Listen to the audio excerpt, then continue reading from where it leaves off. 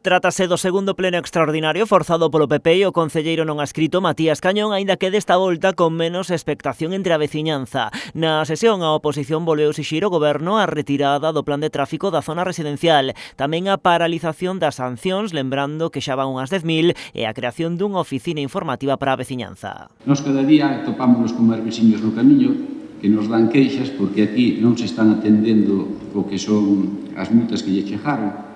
Multas que, ainda por riba, son multas que foron mal postas. Este é un plan que fai agua por todos os costados.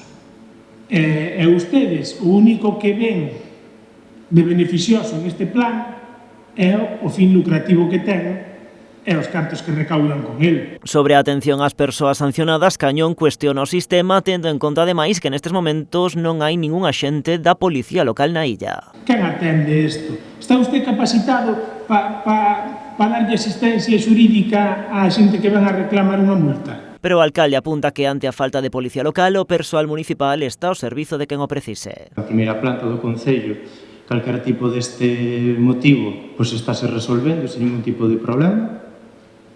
Se está dentro do, se hai un error e que esta persona estaba incluída dentro do, pois da base de datos, pois presentar unha alegación e listo.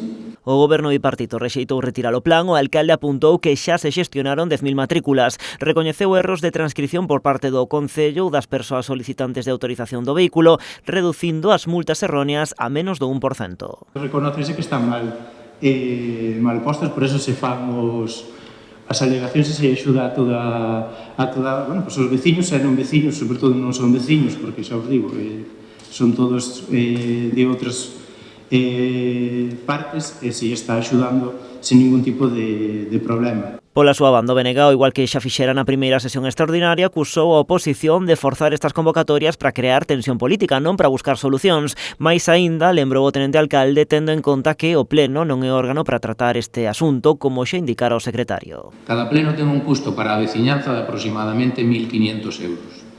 A pesar diso, a oposición volve solicitar a celebración dun pleno extraordinario cando o correcto, como xa se indicou por secretaría, sería formular un rogo. A oposición non quere debater sobre o modelo de espazo público que queremos para Arousa nin presentar unha alternativa concreta.